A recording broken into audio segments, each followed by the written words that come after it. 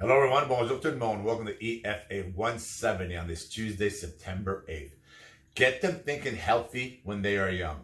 If you're going to take a moment in your history, and there's a few moments in our global histories where people got sick a lot, and globally, this is one of those times. If you're going to go for the Hail Mary and you're going to go for that pass, this is your time. If you're going to teach people on how to be healthy and start them young, your time is now, right? They're back to school, COVID, whole 9 yards. Let's get them teaching, right?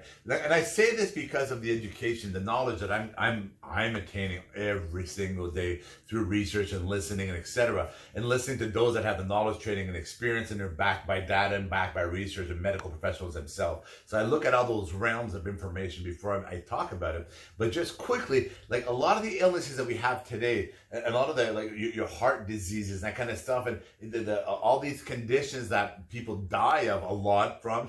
Your number one illnesses, number two, number three are all environmental or nutrition related, right? So when you look at those conditions, a lot of those conditions, they know that started back in your 20s and 30s and 40s.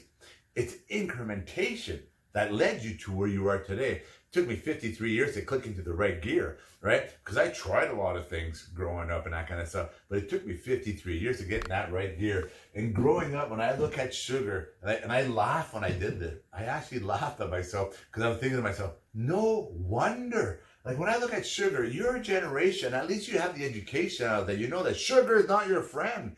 Right? You know that. Anybody with a smartphone should know that, or anybody with some form of listening skill should know that sugar is not your friend, that it's a major addiction, and so on and so forth.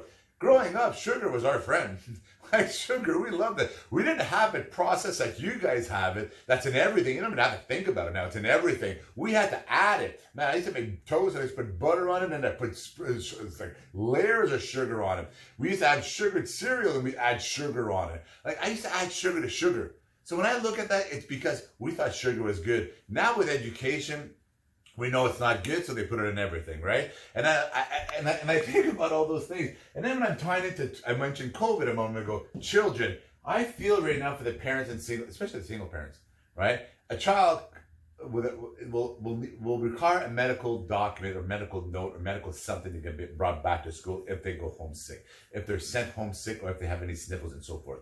We're going into flu season where we talked about, we're going to the sniffle cold season, right? All these seasons are going to cause children and that kind of stuff, or children at school, in high schools and colleges and universities, I'm assuming here, that if you have any medical condition, especially a child, you're going to need to know to come back to school, right?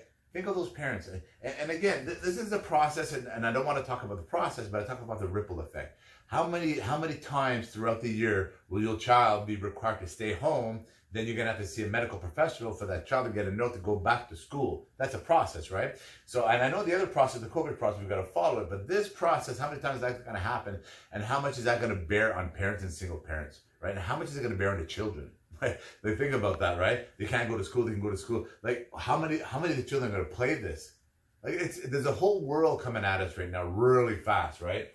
And then when I look at illnesses start in the teens, like the incrementation, and I mentioned that, like a lot of those conditions start in the teens. So when I look at myself today, that 53-year-old man with all I have probably more mineral deposits at Health Canada research right now. And that comes from an incrementation of 53 years of just consuming whatever. And then you understand it after eventually and realize, wow, right? And that's the damage. That's all those things you cause to your body. So now I'm trying to undo all that, hopefully in time, to live a very good life, right? But you don't have to undo it. You don't have to wait till you get to a certain point in your life full of pills or medical conditions or illnesses and so forth, right? You can learn now and live a glorious life throughout your entire life.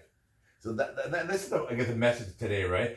The time is now. If I'm looking at incrementation through illnesses and that kind of stuff, right? If I'm gonna pay attention to COVID and be an optimist and look at the ripple effects and how can we reverse a lot of things, and I look at the children and the single parents and everything in the world that's going to be hit hard, like the next 6 to 8 months, it's going to be a doozy possibly, right? The 2020 winter, right? Going into 2021 with this flu season, cold season, COVID, the whole 9 yards.